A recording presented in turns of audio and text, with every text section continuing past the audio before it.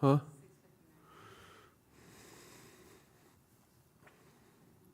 Seven o'clock.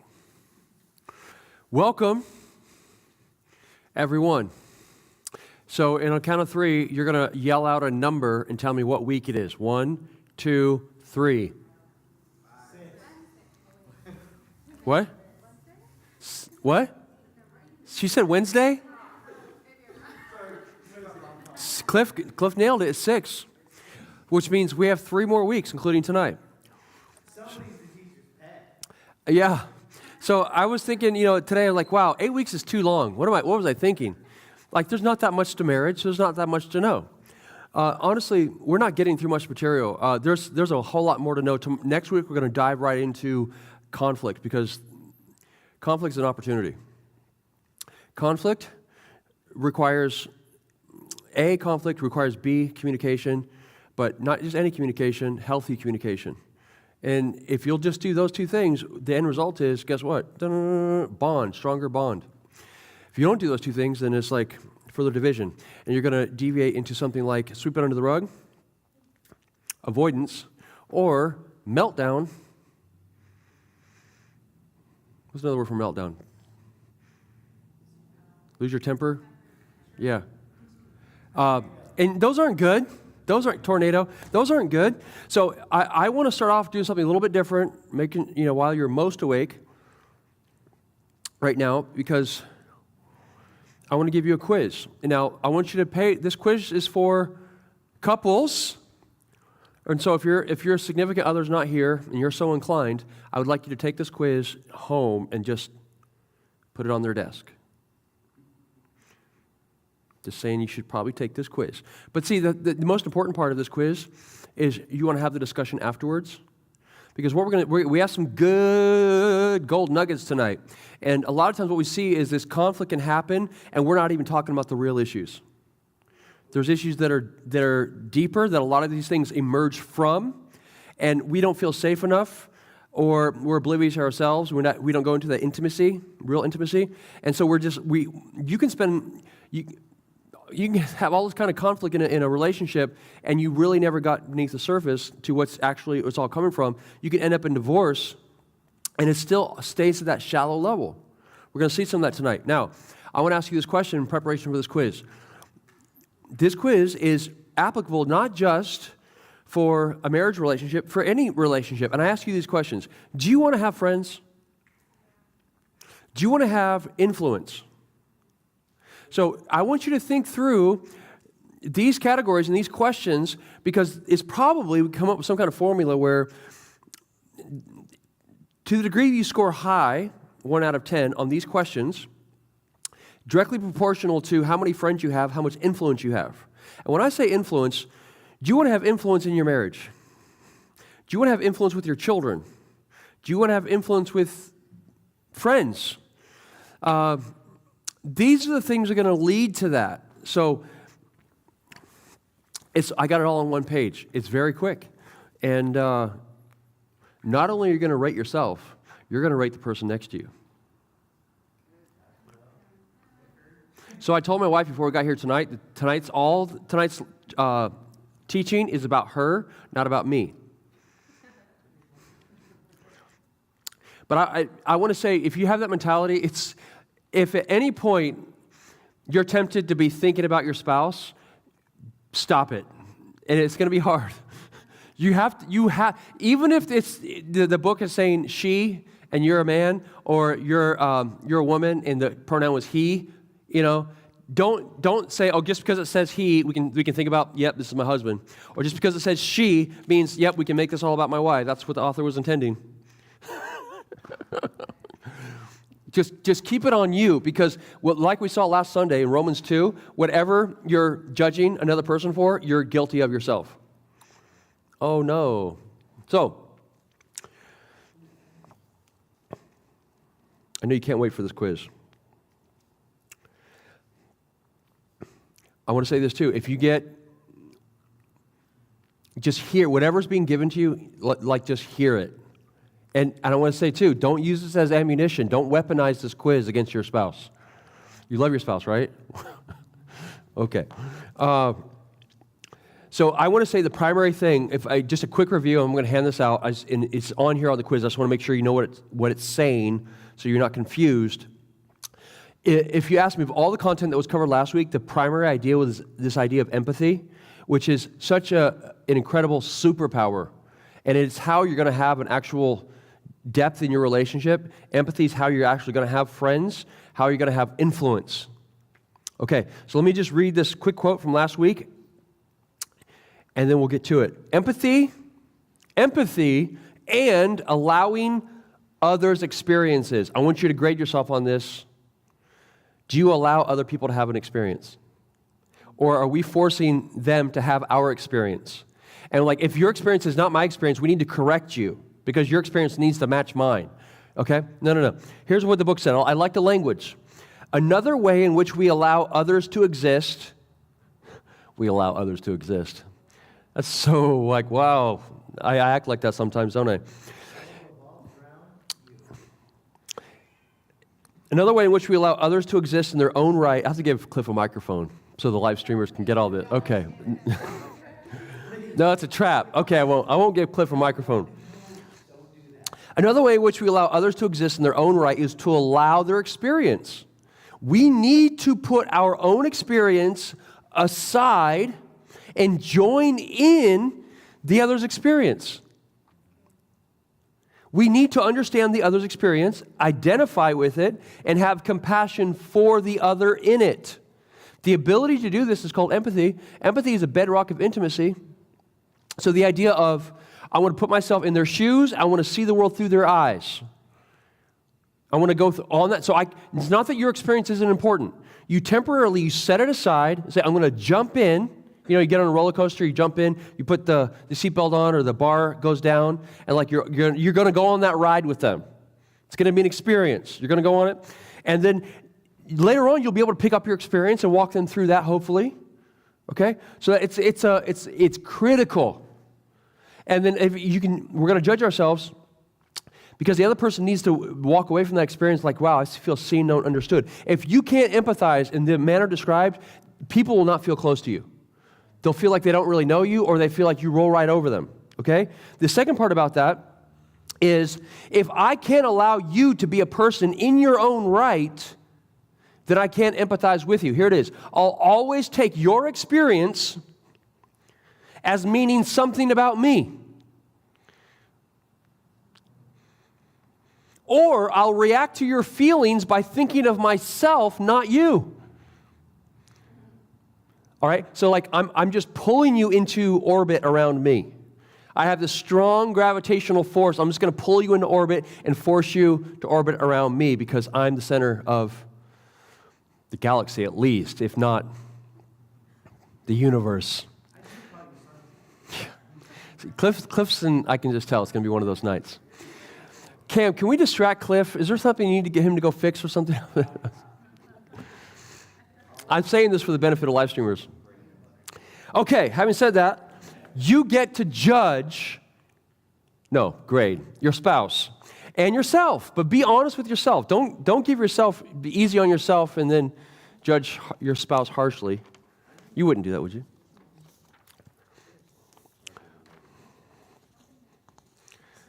I hope I have enough here.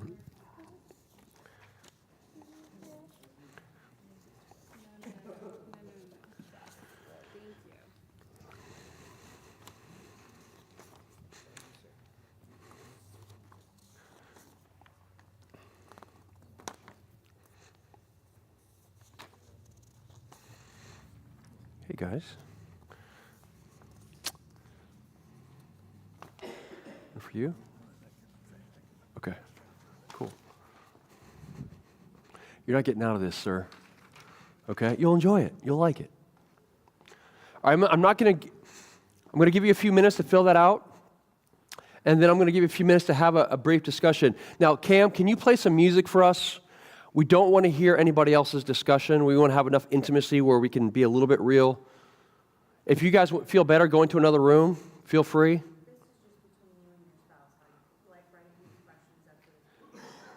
Yeah, yes.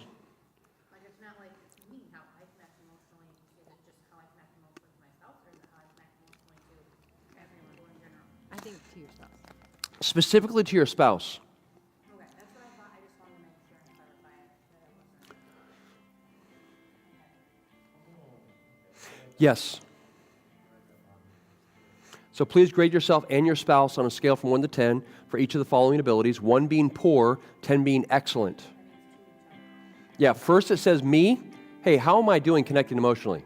And and then my spouse. How is my spouse doing connecting to me with specifically you to your husband? Yep. Good question. Anybody else? Okay.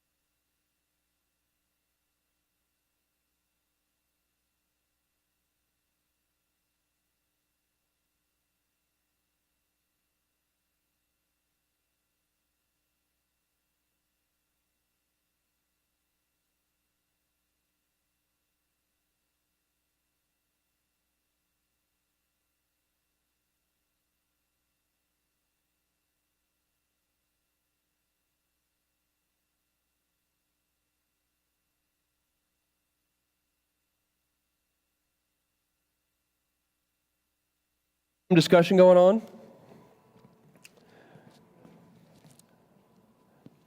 What do you guys think about that? Are you guys in a fight now? Anybody in a fight? You guys still going to be okay on the way home? Sharing the same vehicle?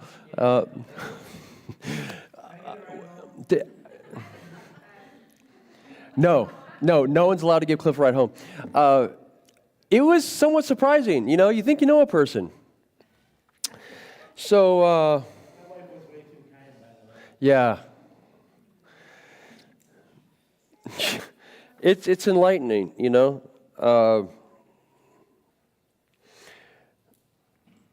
So 2 things on our quizzes.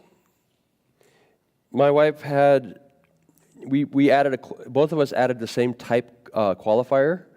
Depending was hers, and mine was when she wants. Kind of same thing though, you know, so there's room to grow there. We both saw that we were scored the other higher. So that was interesting, takeaway.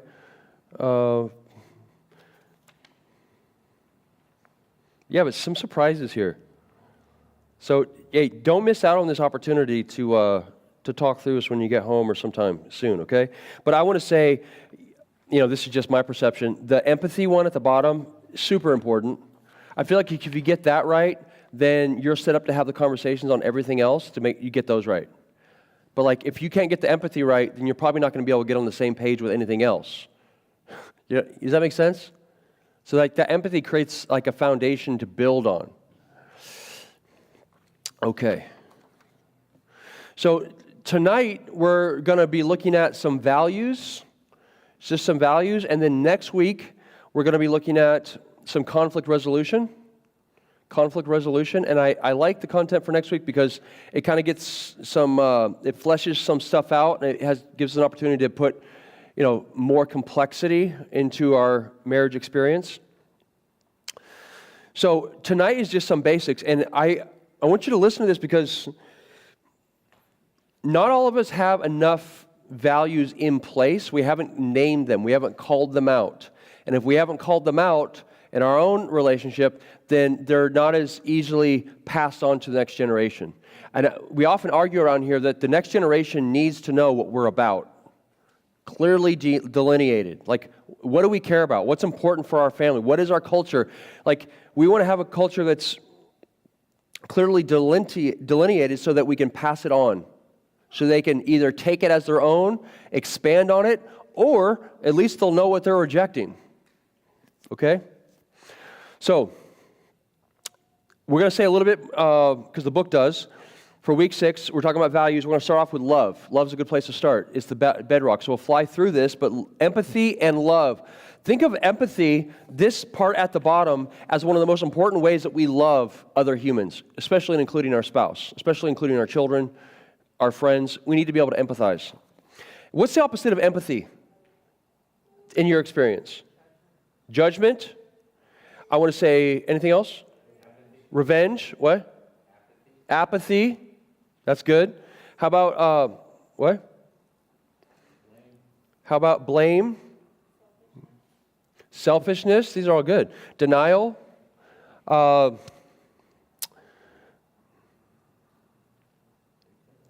Competition. One-upmanship. But I think most importantly, I'm going to say is we take the other person's experience and we make it about us. Like, we don't have to react to their feelings. They're expressing themselves. We should be grateful that they're expressing. That's what we want to try to do. So empathy and love. What does it mean to love someone as yourself in marriage? Here it is. How do we love each other as ourselves? You so deeply identify with your spouse that you feel the effects of your own behavior on your spouse. You think first of making your spouse's life better, and you want the best for your spouse, even when your spouse can't see what that is. That's 3 separate things, actually. We'll talk about the first 2. So first, you so deeply identify with your spouse that you feel the effects of your own behavior on your spouse. So the idea is when we get married, we're not just thinking about ourselves and how the world affects us. We're like, okay, everything that's coming at me, I got to filter it through. How does it affect me and my wife together? Like, that becomes the grid. Like proactively, not waiting to be corrected, like, hey, you forgot about me, but like, no, I'm already thinking about you even before you find out. So you feel the effects of your own behavior on your spouse. When people do things in marriage that hurt the relationship, selfishness and a lack of thinking about how that selfishness will affect the other person is usually at the root. So failure to think about how our action will affect the other person. Here's a great story. My wife always loves it when we do the stories here, so I want to include one tonight. Scott became angry, and this is going to highlight on this idea that we can not be actually going deep enough in our interactions with each other. Like, you can stay at a surface level, okay? So I think this story somewhat begins to highlight that idea. Scott became angry with Maria in our session. When he was threatened, he would become heated and aggressive in communicating with Maria. And when he became angry with her, she would blame him for something. But behind the blame, I saw something she was not showing. I stopped him in the middle of his tirade and turned to her. "What are you feeling?" I asked. "I hate it when he gets like that," she said. "No, what are you feeling?" I pressed. She broke down and cried. And then she told me how scared of him she becomes when he is angry. She sobbed, shaking with fear. I looked at him and saw something I'd never seen in him before. He was softening toward her. Tears were in his eyes. He was feeling the damage he was doing to her. He was identifying with her. In Jesus' words, he was seeing her as if she were he. "Would you like it if you felt that way?" I asked him. He looked at her in shame and empathy. "I never knew. I'm sorry." I don't even like that answer. I never knew. So the idea of, the conversations had been going where she attacks him. She would blame him for something. He becomes heated. She blames instead of actually communicating her feelings. So she's going out and attacking versus, hey, I want to communicate what's going on with me and putting that before you. And when she does that, he regains his role of provider, protector. So I love that. We're going to keep moving on that direction here in a moment. Perhaps for the first time in their marriage, he looked past his behavior to the effects of his behavior. He was seeing what it was like to be on the other end of the relationship with him. He was seeing life through her eyes. He was seeing her as if she were he. Would he like to be treated that way? Certainly not. Okay, so loving your spouse as yourself means you think of making your spouse's life better. You think first about what it would be like to be in the situation or state of life she is in. Then, what would you like if you were in this situation? If you have been working hard all day with a bunch of kids, what would you like from your partner? How about some relief? Wouldn't that feel good? So isn't it such a simple thing? I mean, in some sense, we look at this and say, okay, I shouldn't have to be told that. But like, time can elapse and we can get away and forget about that. Okay, so empathizing, like, one of my highest values is someone that anticipates my need, takes initiative in meeting the need before I can even solicit help. I love that. So the idea that we're in real time, ongoing, anticipating the effects of our choices and on our spouse, and then also how are they feeling, like seeking in real time to anticipate needs and meet them. So you can imagine what kind of environment that would create. Next value, commitment. And you say, that's obvious, we have to be committed to each other. We committed on our wedding day. But let's flesh it out just a little bit. Commitment. In addition to being based in empathy, this love is based in commitment. If someone is not committed to a marriage, when the marriage gets difficult, he is tempted to leave the marriage instead of working through the difficulty. If leaving is an option, why go through the pain? I think it's such a vital important, and if this is not an issue in your marriage, pick up the mechanics, the dynamic in this truth, because you want to be able to communicate it to other people. Like, why is commitment so important? So, I'll say it again, if leaving is an option, why go through the pain? Why go through the work? A problem in a relationship is usually a sign that both parties need to grow and change. And without commitment, avoidance is often the easier way out. Some do not leave physically, but they do leave emotionally. They forsake the relationship by taking their heart out of it. But as we've seen above, hanging in there and going through the necessary changes often brings great rewards. The problem is that a runner, for instance, can never see the finish line in the middle of a marathon. And often the only commitment to finish can keep the runner running the race. Like the idea of I'm running a marathon and all I know, I can't see the finish line, but all I know is I'm going to finish whatever that takes. That's the kind of attitude we need to bring to the relationship. So in life, commitment provides the time, structure, security needed for the change to take place. So, for instance, if the idea of I'm going to keep a backup plan, a plan B, of I can always eject, I can always divorce, then it's the idea of it creates an environment where people can't be vulnerable with each other. Like, how safe do you feel? Because it takes a certain level of safety in order to communicate with enough transparency and intimacy to actually resolve something. Like, if you stay up here at the surface, chances are it's not actually going to get resolved. It's going to be a surface solution. You're going to have to go deep to find out what's actually going on. And in order to do that, to go deep, people have to communicate how they're actually feeling. But how are they going to actually communicate how they're actually feeling if they feel like the other person's just going to leave? Quickly. It's really hard sometimes, especially when the person feels attacked. You know, like with this scenario that you gave, the lady was attacking her husband, and when the third party in there says, well, no, I didn't feel. And when we got to the feelings part, it was about the feelings instead of her attacking her husband. So it's kind of easy to focus on the feelings instead of... Yeah. That's why, the idea, Cliff's saying, for the sake of those at home, it's easy to focus on the feeling and then focus on each other's faults. And so, that's why I'm saying servant leadership says it starts off with the vertical. We're going to do what's right because it's right. And so it gets out of the idea of I have to retaliate. Now, did you catch something from last week, though? This is very counterintuitive. This idea that in order for... So we talked about this in Matthew 19, the two shall become one. We often want to focus on that oneness. Last week, we spent all that time focusing on there has to be actually two full people to have oneness. So the idea of sometimes we have to break an emotional bond with someone. You said, what? I thought it was a marriage course. We're supposed to deepen our emotional bond. But listen to what I think, this is my language for what we were hearing last week.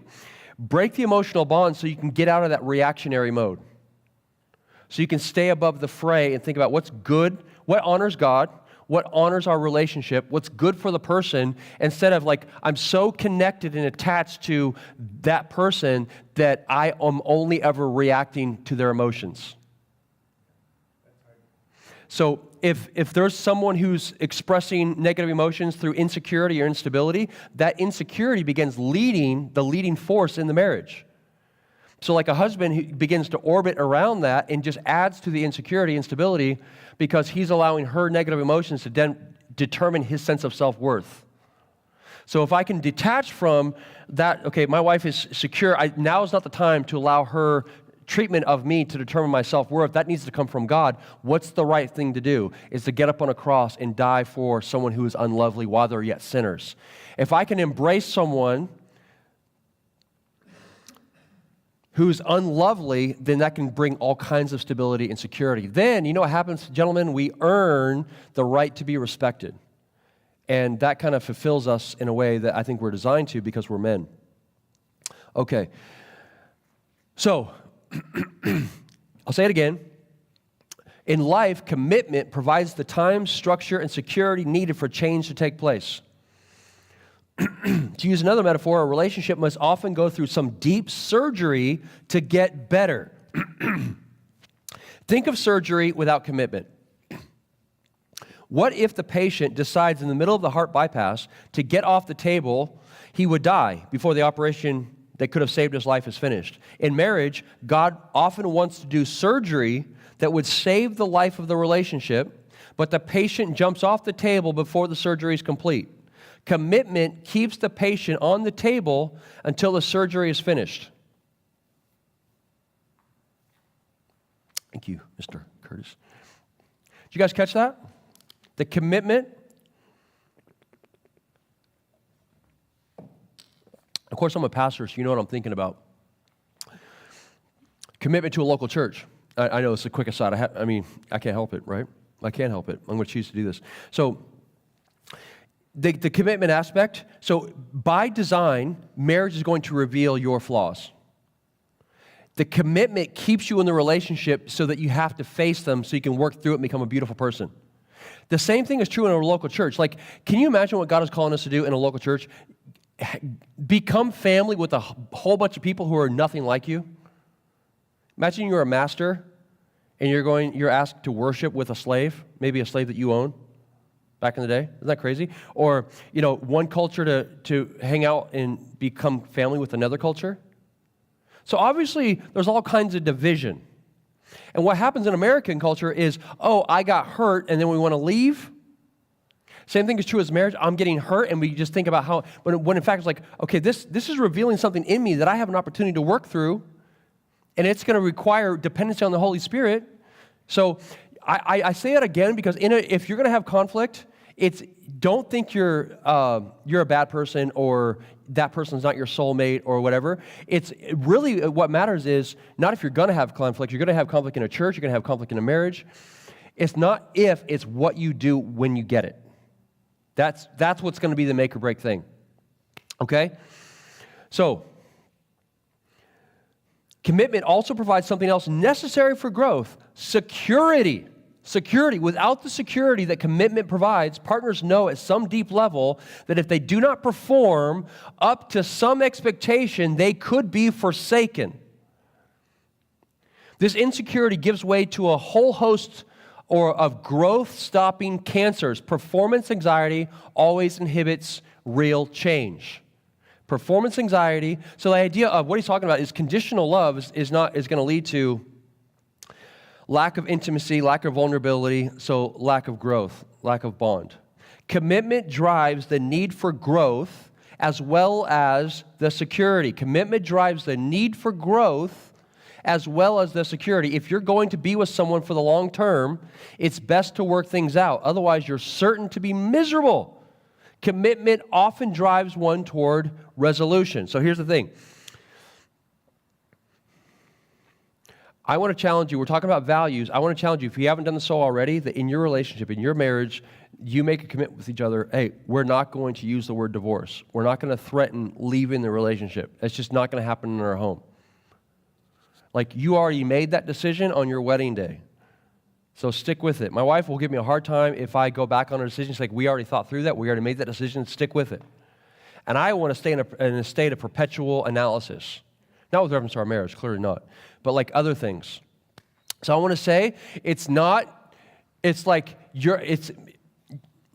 going to see this in a moment. If you're threatening to leave, then there's some underlying fears that have to be dealt with. Okay? That is what is happening. Mark it down. And so it seems like the right thing to do is to leave. But the wise thing to do is to face it. It's so counterintuitive, but it's actually, so what am I afraid of? What's going to happen? We'll see more of that in a moment. So I want to say that last sentence again. Commitment drives the need for growth as well as the security. Why? Can you see the dynamic there? Because if I'm going to stay in this relationship with this person, either we're both going to grow or we're going to remain miserable.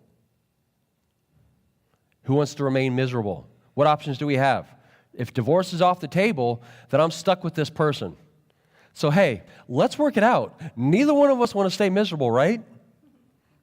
Yes, I want you to stay miserable while I'm not, because I want to punish you. Yeah, hoping the other will die. Yeah, it's not going to work. So it drives. So if you're going to be with someone for the long term, it's best to work things out. Otherwise, you're certain to be miserable. Commitment often drives one toward resolution. Who wants to be miserable? Raise their hand. Yes, I can't wait. It's going to be amazing. So it's either be miserable or just like, hey, forget about your Christianity, embrace divorce, Like, let's not concern ourselves with what God thinks. Let's take the easy way out. Or, hey, you know what? I'm going to have to humble myself. Let's work this out. It's going to be challenging, but God can do some amazing things. Okay, and I don't want to minimize the struggle, because marriage, like, if anything I don't know if anything is more painful, more beautiful, or more painful than marriage. Action. The more familiar you are with someone, this is the next value, you want to take action. The more familiar you are with someone, guess what? The lazier you can get. I hate this one. Usually in the beginning, stages of courtship, the couple are working hard to express and show their love to one another. But as the relationship proceeds and the knot has been tied, one or both begin to work less at showing, expressing, and giving love. They settle into a mutual taking the other for granted. We would never do this, right? True love will not allow itself to go cold. When it does, there is a call to action, a call to rekindling the flame. As Jesus says of our relationship to God, do the things you did at first, Revelation 2:5. I know a husband who writes his wife a note every day, communicating something about her that he values and loves. He connects the note to a specific action he has seen her do. He is active in communicating his love in this way. The need for action in a love relationship never goes away. Right? Did I see a hand somewhere? Action.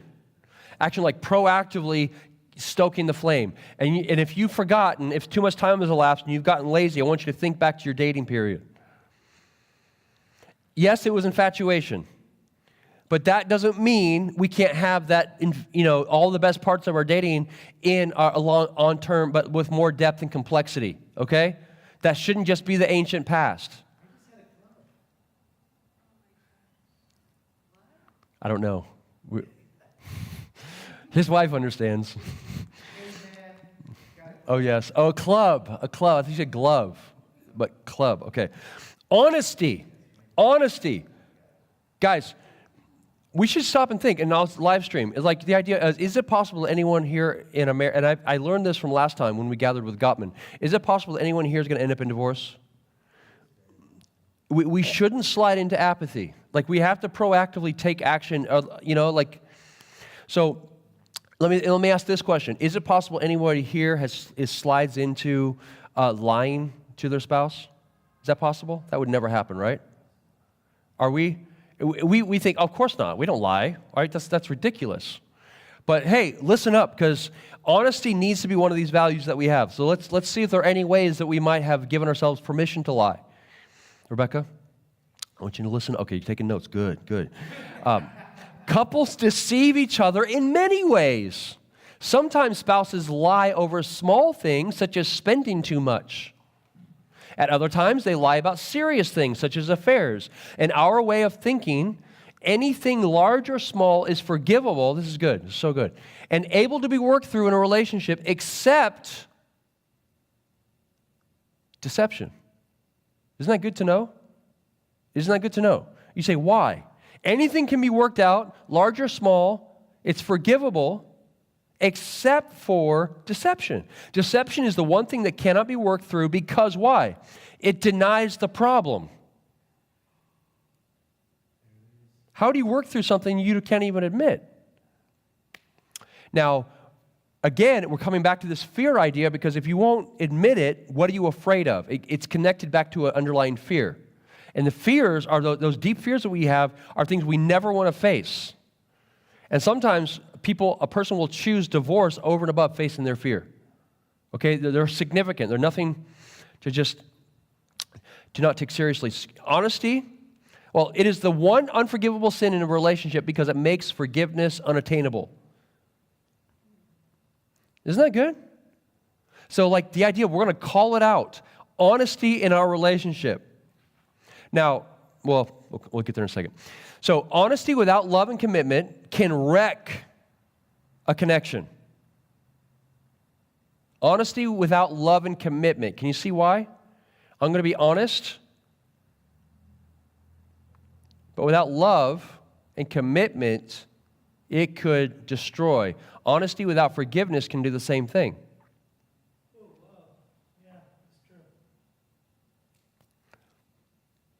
So and some of us, like what we're saying is, I can't be honest because I'm honest, the person will leave me. There's this trap you can fall into. I can't be honest. I'm doing good for the relationship by lying. Do you understand how that works? I want to salvage and save the relationship by lying because if I was honest, the person would leave me. So lying is in the best interest of the relationship. Isn't that sketch? That's sketch. You can't build on that. It's a very shaky foundation. It leads to all kinds of things you can't perceive, like you can't anticipate. It's not a direction you want to go.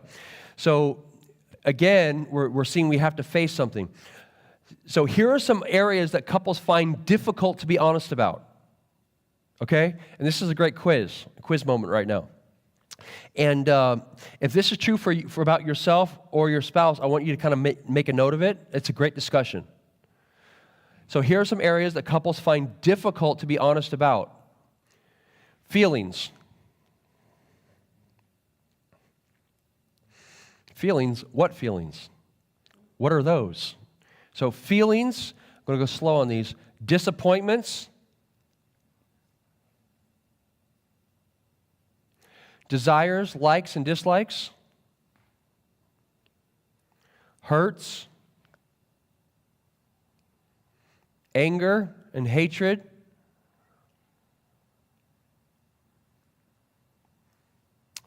Sex.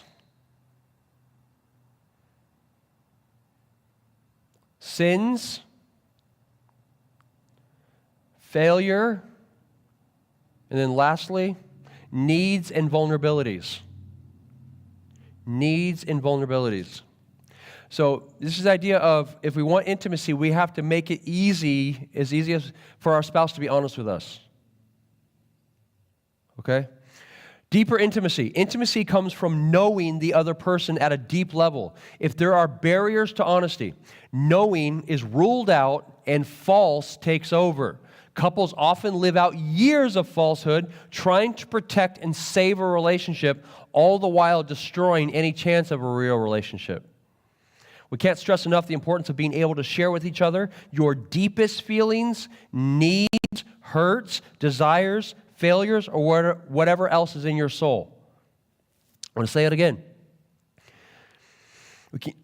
It's important to be able to share with each other your deepest feelings, needs, hurts, desires, failures, or whatever else is in your soul. So imagine someone experienced a great deal of pain from a previous experience, whether in childhood or for a previous relationship, and imagine they've already put layers of armor on. And it's difficult because you can put so many layers on that you think that the armored up version of you is you. And you think you are being honest, but like the layers have to be peeled back. And so it could be marriage can be a real discovery process. Anybody testify to that?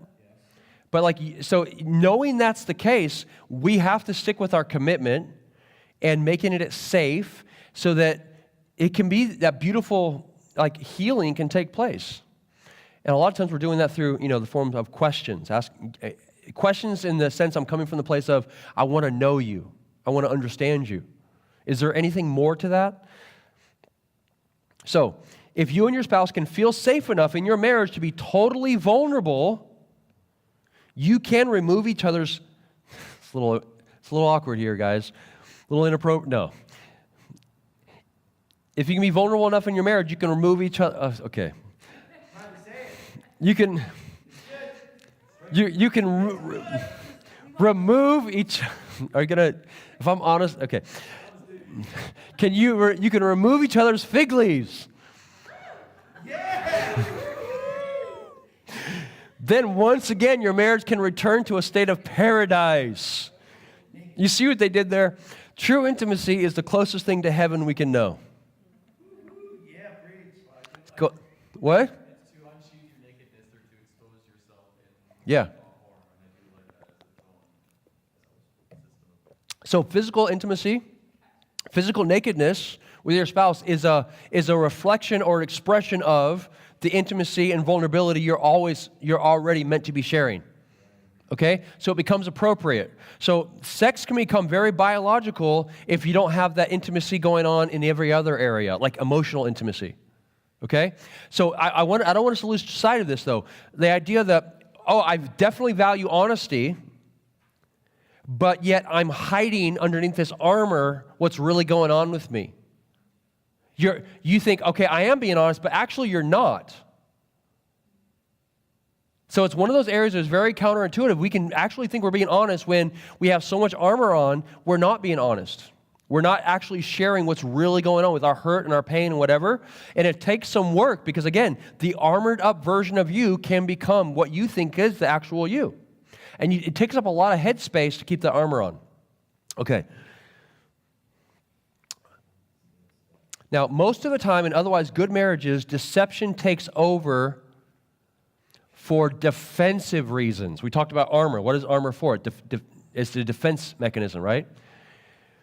Deception takes over for defensive reasons. In other words, the dishonest spouse is often lying not for evil reasons, but to protect himself. Okay, I feel like we already said this. I think I got ahead of myself. To protect himself. Fears drive the deception.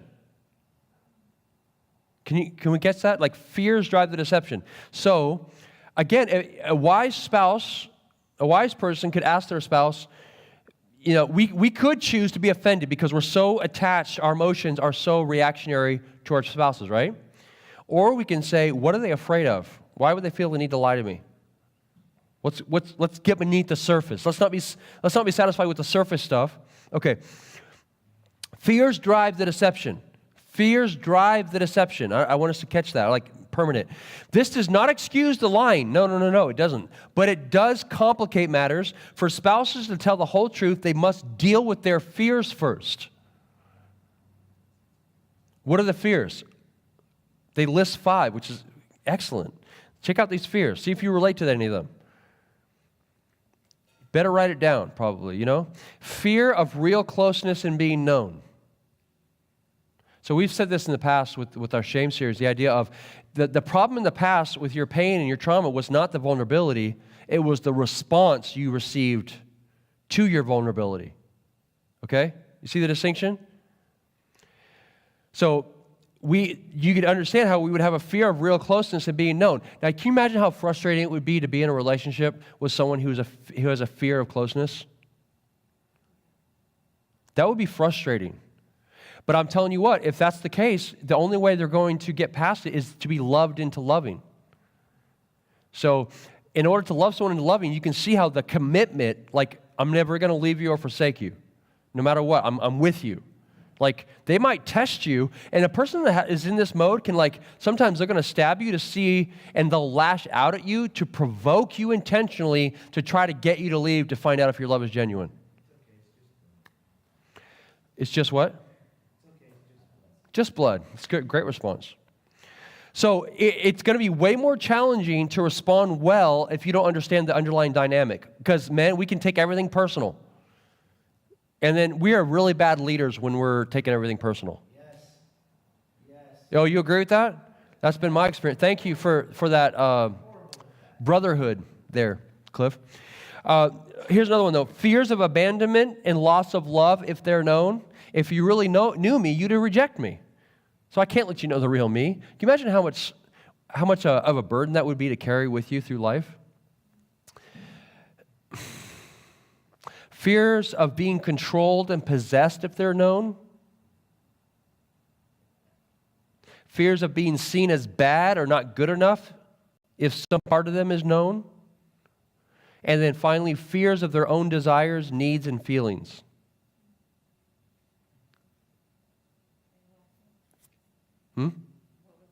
Last one is the fears of their own desires, needs, and feelings.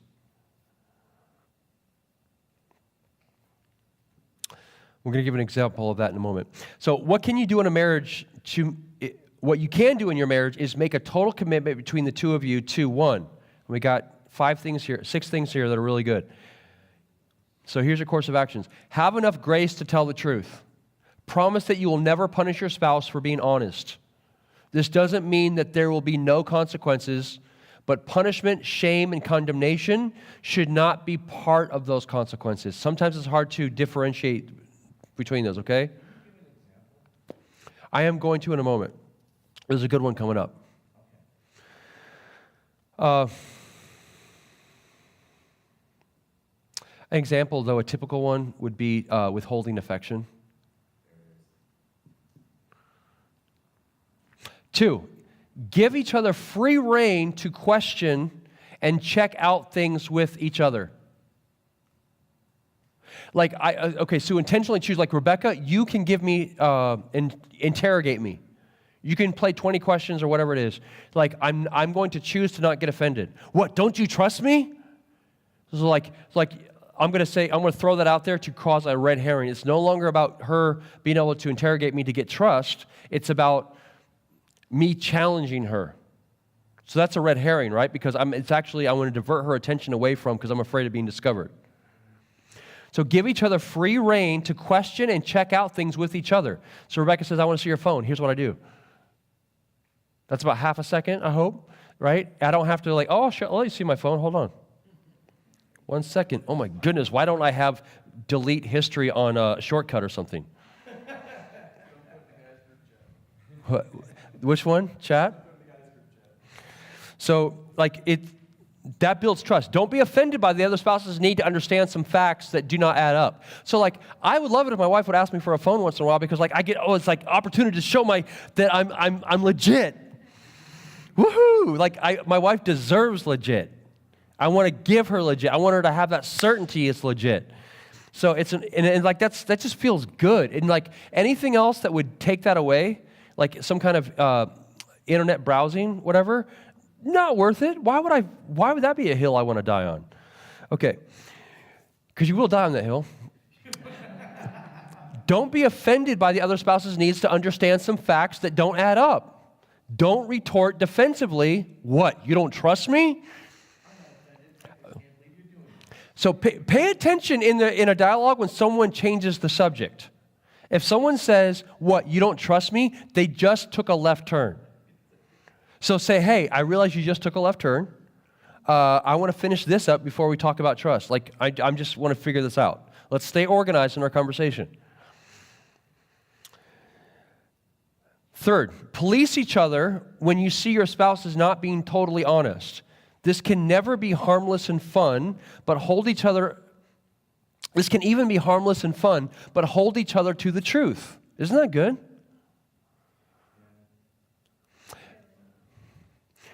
Become a partner in your spouse's life to heal the underlying fears of being honest. Ooh. Oh, this. You guys, I've got to say it again. Become a partner in your spouse's life to heal the underlying fears of being honest. So you think, okay, how would I do that? What's my strategy there? How do I do that? Listen so that they feel seen, known, understood. It's as simple as that. You cannot go wrong with that advice. If your spouse's issue is abandonment, for example, show them that you're not going to treat them like whoever abandoned them before. Now, that's tricky because, it can be very easily weaponized. I'm going to share with you my past pain. That way, if you're ever doing something I don't like, I simply tell you, you're being like that bad guy from my past, quit it. That's manipulation. Do you see? And so that would need to be discussed. So it really, we've said from day one in this study, everything has to be coming from pure motives. Okay? And none of us are 100% pure. So therein lies the struggle. But nevertheless, show them, hey, I'm not going to be like that person that betrayed you. I'm not going to be like that person that abandoned you. I'll be there and I'll be there for you. This is why we get married. So 5, take responsibility for your own dishonesty and its underlying fears. So based on what we already saw tonight, what would you do with those fears? You want to communicate them. This is what's going on with me. I want to put myself out there. I'm going to risk it. Make a commitment to resolving them, become a person of the truth, and find someone else besides your spouse to hold you accountable. Get a friend to help you tell the truth when you're afraid. 6thly, finally, Use discernment. While total honesty is the ideal, every relationship is not ready for total knowing and being known. Some truths are not ready to be dealt with yet. Some people are too fragile or in special circumstances, and they need to help to deal with some things, or the timing needs to be right. Use wisdom. A person could be like not ready for it, and you're like, no, we're going to deal with this right now. That could be too harsh. Like, we need to be patient with people's pain. Do we not? Like, it's kind of like Goldilocks. Not too long, not too short, like just right. Yeah. We're going to work towards it, and like, it's the trajectory. We're moving in a certain direction. We're not sweeping it under the rug, and we're not like bull in a china shop. We're having these discussions. It's going to get easier. Not a tow truck, a limo. Yes, not a tow truck, a limo. Yes, and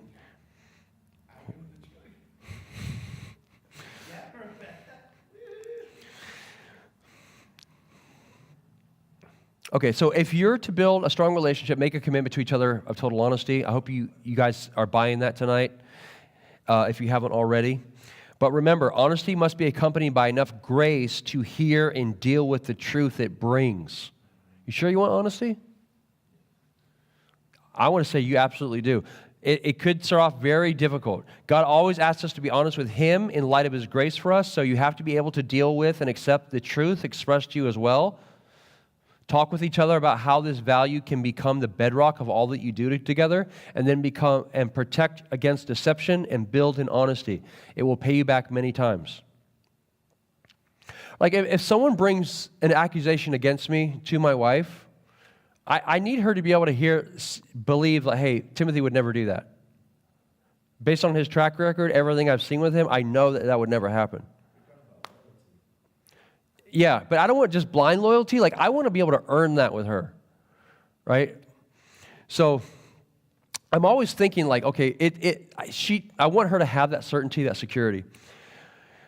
Now, if you, next one is faithfulness. Faithfulness. And again, how we've been defining it even last Sunday here is loyalty or swearing allegiance. Faithfulness. A faithful spouse is one who can be trusted, depended on, believed in, and one in whom you can rest. Our notion of faithfulness in marriage is often too shallow. We generally think of it only in the physical realm, right? Don't have sex with another person besides your spouse. Check. Okay, I'm being faithful. Yet in many marriages, spouses are physically faithful, but not emotionally faithful. They are faithful with their bodies, but not with their hearts. The partners can depend on each other in the ways listed above, yet there is little trust, little certainty, little safety, especially in religious circles. What? People think that if they are not sleeping with someone other than their spouse, they are being faithful. But faithfulness means to be trusted in all areas, not just sexual. Trusted in matters of the heart as well as those of the body. Being faithful to your spouse means that you can be depended upon to do what you have promised. Did you guys catch that? Like if I have a bunch of stuff that I'm locking up in a closet, I'm not going to share that with you. Am I being faithful according to this definition? It means that your spouse can be certain that you will deliver on what you promised. It could mean being sexually faithful, but it could also mean doing chores faithfully.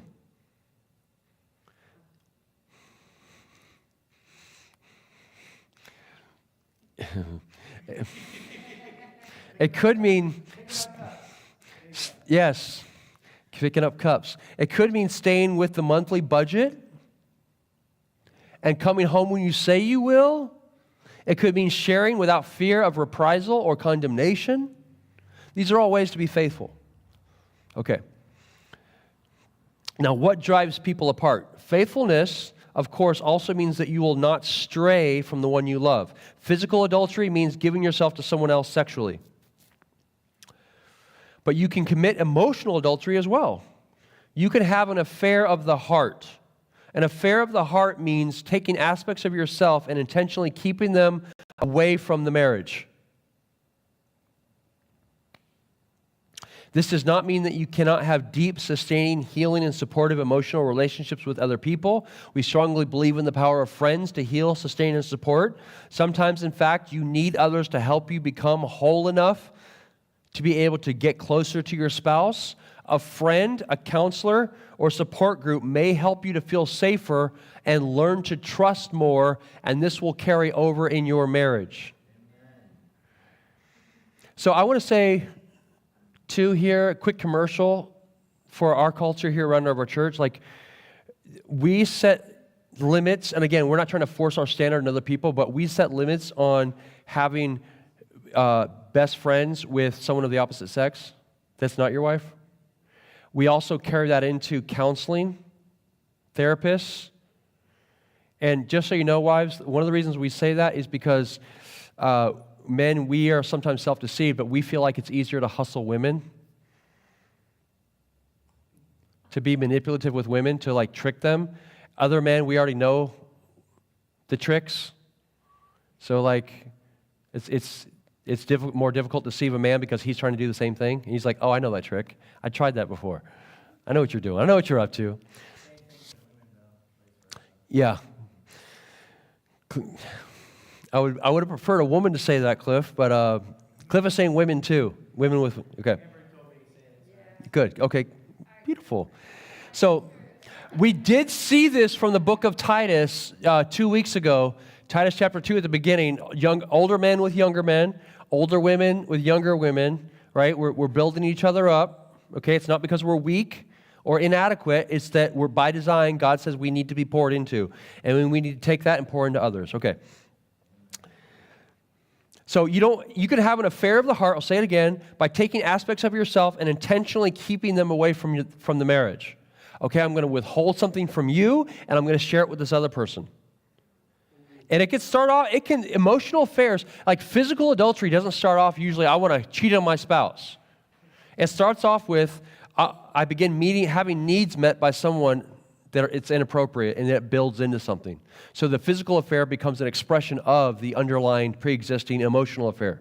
Okay? That's why a wise man sees evil afar off and goes the other direction. We want to be vigilant, put boundaries up. So, what we're talking about here is when you use other things in life, whether or not they be relationships, to avoid your spouse. So you can have an affair in this sense, and it's not with another human of the opposite sex, it's with a thing, a hobby or something. Something used to avoid your spouse. The crush at work keeps some part of you split from your spouse. I hate that. The crush at work. What? Oh, yeah. You heard that expression, work wife? That ain't funny to me, okay? It's not funny. A hobby takes more time and energy than your marriage. Or an addiction becomes more important than the person to whom you're committed. Objects of unfaithfulness are numerous. Some are people, some are not. But the bottom line is that they come between you and your spouse. Some part of you avoids the relationship. We are not referring to the situations in which you're unable to take certain parts into marital intimacy or in which the relationship is not safe enough for certain aspects of who you are, like an abusive relationship. This dynamic is about deliberately splitting yourself into two people, one of whom is not connected to the marriage. Yeah, it does.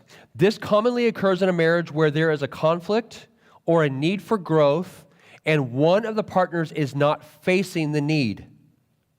To avoid the conflict and the spouse, this partner uses some outside relationship. So sometimes we're beginning an affair, we don't even realize we've launched this.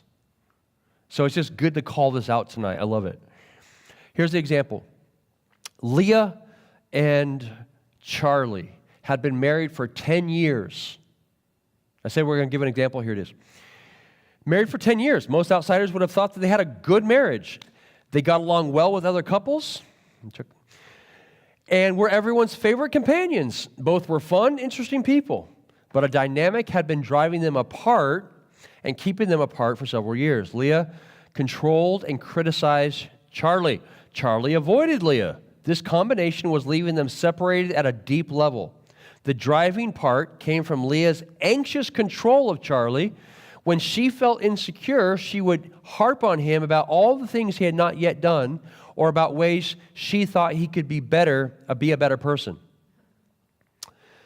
So I think what it's saying is, okay, I feel anxiety. I'm going to deal with that anxiety by distracting myself by talking about you. And if that's the case, how fun would it be to be you? Not fun? The keeping apart came from Charlie, though, because he felt a lot of shame and fear of criticism. He could not go directly to her and talk to her. So poor Charlie, he's justified in having an affair, right? It's not his fault. No. He would withdraw emotionally. She would think that things were fine when he would agree to do better. She would feel heard and understood as he agreed with her and how bad he was. This would lull her into a false sense of security. The truth was that Charlie was retreating into an addiction. He would turn to two sources of gratification to obtain what he was not getting from Leah. Two sources. Can you guess what they are? He would either get defensive or agree with her and then withdraw emotionally.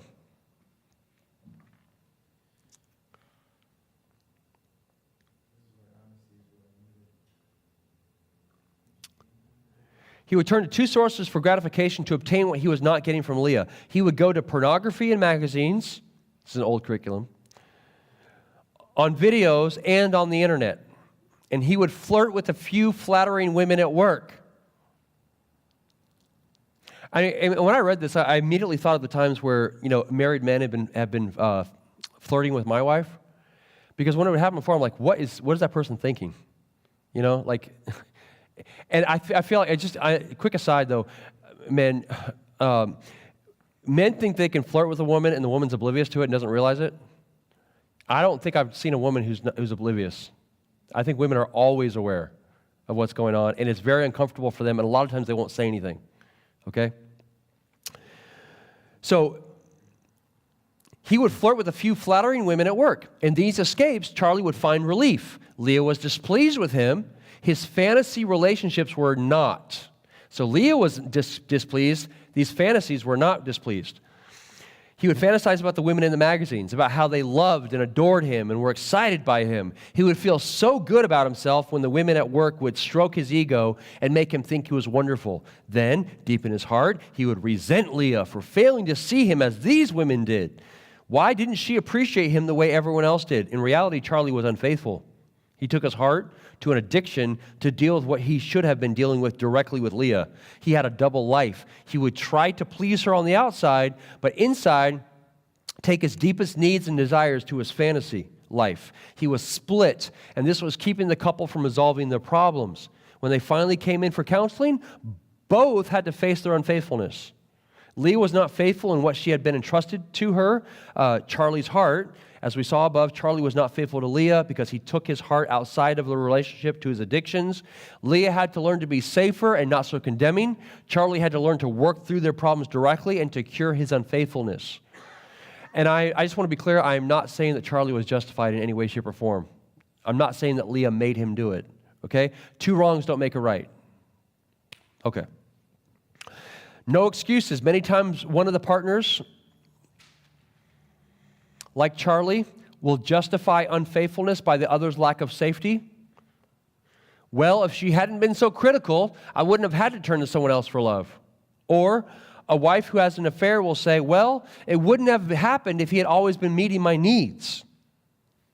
So what the curriculum is saying is, this lack of intimacy or whatever, if you're tempted to go outside the marriage to a hobby or to another person, whatever, don't. And I'm going to end with this paragraph. Nothing is further from the truth. Make a commitment to each other that you will not allow anything to come between you. You will be trustworthy. You will be dependable. You will be sexually and emotionally faithful. Few things are more devastating in life to all parties concerned than marital unfaithfulness. If an affair seems as if it's worth it, I'm so glad we have the opportunity to say this. If an affair seems as if it's worth it, Run like the wind and find a trusted friend to talk you back into your senses. If you are close to having an affair, you are close to destroying a lot of people and you need to be rescued. Proverbs, the book lists all these Proverbs verses. Proverbs talks about this idea of the person you're going to have an affair with, their steps lead down to Hades. Rebecca. Her basement goes down to hell. Yeah. What's in your basement? I know what's down there. It's hell. I'm not going in your basement. Okay. I hope that was good. Like, you got to be thinking about what your values are. Like, leading them, be proactive in them. Because if you establish what they are in your relationship, then you're going to be able to say, hey, this is what was important in our relationship. You can say it to your children. And I want to encourage you to make that important in your relationship. Okay? Cliff. You know, when you're talking about intimacy and all that, this makes me think about Genesis. Adam and Eve already had that intimacy, and to be taken away and trying to get that back, that would be hard. It would be really hard because it was intimacy, need and understood, and for that to be taken away. Yeah, some marriages can be recovered and some can't. For some people, it's too much. They can't go back once that's broken. For some others, they can, and it can be better for it. In some ways, that's a hard thing to say. So I would just say in closing, you got to watch out for those third parties that come into your Garden of Eden. You're going to destroy your paradise. So what they're saying there is, hey, it's way better, and I want to testify. It is way better to face it. And I want to say, just like James 1 and 2, like it talks about the idea of birthing a sin, and starting in the heart. Like, if you are, just catch it when it's starting out as a little fantasy for something. Like, call it out and acknowledge it then and there. And just let that alert you like a light on the dashboard. I need to face something and go to my spouse and work this out. But like, if you indulge that fantasy for even a second, it grows. Don't let it take root. It is so dangerous.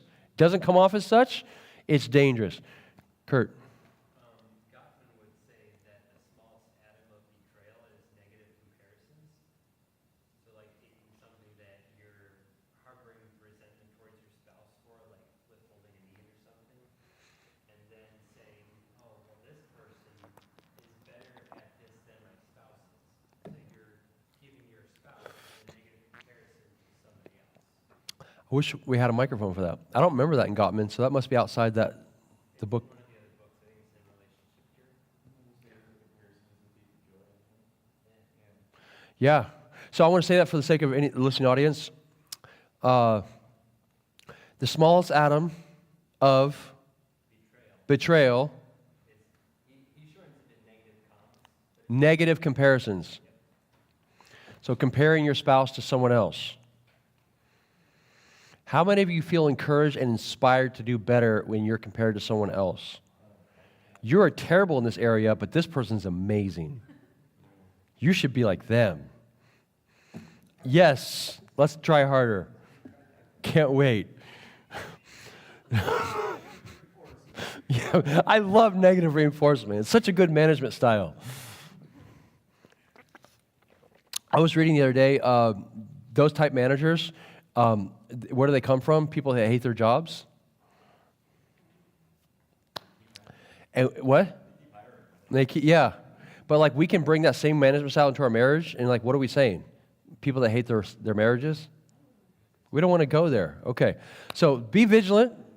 I want to say and testify, and I think based off Cliff and Amber's chemistry tonight, they would also testify, it's worth the work. It is worth the work. That's been my experience, and it's been their experience. And